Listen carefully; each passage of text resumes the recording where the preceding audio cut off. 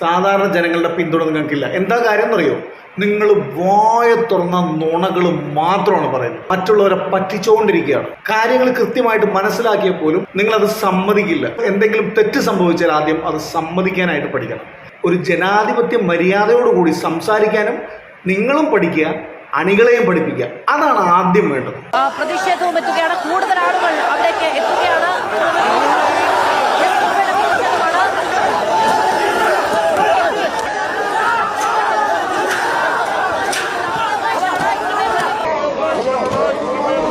മക്കളെ, ഇതിൽ ആദ്യമല്ല കേട്ടോ, AK-47 ആണ്.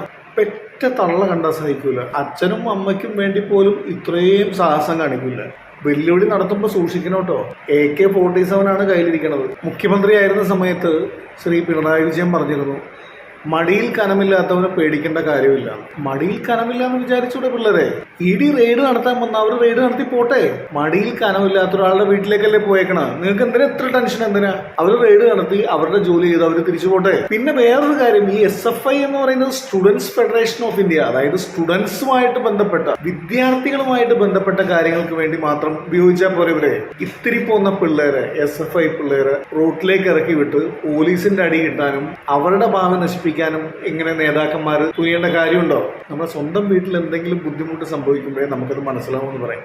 ഇദ്ദേഹം തന്നെ മുഖ്യമന്ത്രി ആയിരിക്കുന്ന സമയത്ത് ശ്രീ കോടിയേരി ബാലകൃഷ്ണന്റെ വീട്ടിൽ ED റെയ്ഡ് വന്നപ്പോൾ അദ്ദേഹം പറഞ്ഞ ക്ലിപ്പുകളൊക്കെ, അതായത് ശ്രീ പിണറായി വിജയൻ പറഞ്ഞ ക്ലിപ്പുകളൊക്കെ ഇപ്പോഴും സോഷ്യൽ മീഡിയയിലുണ്ട്. അദ്ദേഹം പറഞ്ഞ എന്താണ്? ED വന്നത് അവരുടെ ജോലി ചെയ്യാനാണ്, അത് അവർ ജോലി ചെയ്യട്ടെ എന്നുള്ള രീതിയിലാണ് സംസാരിച്ചതെന്ന്. പിന്നെ പറയാനുള്ളത്, നമ്മുടെ കയ്യിൽ ഒന്നുമില്ല EDക്ക് പിടിച്ചെടുക്കാനുള്ള, ഒന്നുമില്ലെങ്കിൽ എന്തിനാണ് ഈ ടെൻഷൻ? കേൾക്കുക, മുഖ്യമന്ത്രിയുടെ മകള് നിയമാനുസൃതമായിട്ട് ഇക്കാര്യത്തിൽ ചെയ്യേണ്ട എല്ലാ നടപടികളും പൂർത്തിയാക്കും. അതിനാരും തടസ്സപ്പെടുത്താൻ പോകുന്നില്ല. അതെ, ആ അന്വേഷണമാണല്ലോ ഇപ്പൊ നടക്കുന്നത്. പിന്നെ എന്താ നിങ്ങളുടെ പ്രശ്നം? എന്താണ്? അന്വേഷിച്ചോട്ടെ എന്ന് പറയുമ്പോ പിന്നെ നിങ്ങൾ ഇത്രയും പ്രശ്നങ്ങൾ ഈ പിള്ളേരെയും കൂട്ടി വന്നിട്ടുണ്ടാക്കേണ്ട കാര്യമുണ്ടോ? അന്വേഷണം നടക്കട്ടെ എന്നല്ല വിചാരിക്കേണ്ടത്. ലക്ഷക്കണക്കിന് രൂപ നൽകിയ 2 രാഷ്ട്രീയ നേതാക്കൾ സംസ്ഥാന മന്ത്രിസഭയിൽ അംഗങ്ങളാണ്. അവർ തന്നെ സമ്മതിക്കുകയും ചെയ്തു. അതിനെക്കുറിച്ച് എന്തെങ്കിലും ഒരു അന്വേഷണം വന്നിട്ടുണ്ട്? അതായത് നിങ്ങളുടെ നേതാവിന്റെ വീട്ടിൽ അന്വേഷിക്കാൻ വന്നപ്പോൾ നിങ്ങളും നിങ്ങളുടെ അണികളും പ്രശ്നം ഉണ്ടാക്കുക, എന്നിട്ട് നിങ്ങൾ പറയുകയാണ് മറ്റവരുടെ വീട്ടിൽ അന്വേഷിച്ചില്ലല്ലോ, അത് അന്വേഷിക്കാൻ. ഇതുപോലെ അവരും ചെയ്താൽ എങ്ങനെയുണ്ടാവും? അപ്പൊ അന്വേഷണങ്ങളൊന്നും വേണ്ട ഈ നാട്ടില്. ഭരണത്തിൽ കയറി കഴിഞ്ഞാൽ LDF ആയാലും UDF ആയാലും തോന്നിയാസം കാണിച്ചിട്ട് അത് ചോദിക്കാനായിട്ടൊരു സംവിധാനം ഉണ്ടല്ലോ ഇവിടെ. പിണറായി വിജയൻ എന്നുള്ള വ്യക്തി ഇമാതിരി ഉമ്മാക്കിയിലും ഓലപ്പാമ്പിലൊന്നും ഭയപ്പെടുന്ന ഒരാളല്ല. ഭയം? നിങ്ങൾക്കാണോ ഭയം? നിങ്ങൾ എന്തിനു ഭയക്കണോ? മടിയിൽ കനമില്ലല്ലോ, പിന്നെ നിങ്ങൾ എന്തിനാ ഭയക്കണം? എന്തിനാ?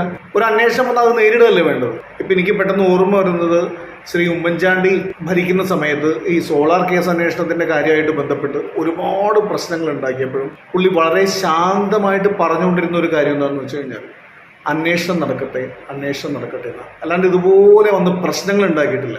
അന്വേഷിക്കാനായിട്ട് നിങ്ങൾക്ക് സമ്മതമല്ലേ, പിന്നെ എന്തിനാ നിങ്ങൾ പ്രശ്നം ഉണ്ടാക്കുന്നത്? അന്വേഷണം നടക്കട്ടെ. കേരളത്തിലെ CPM ഇതുപോലുള്ള ഒരുപാട് അഗ്നിപാതകളിലൂടെ കടന്നുപോയിട്ടുള്ള ഒരു പ്രസ്ഥാനമാണ്.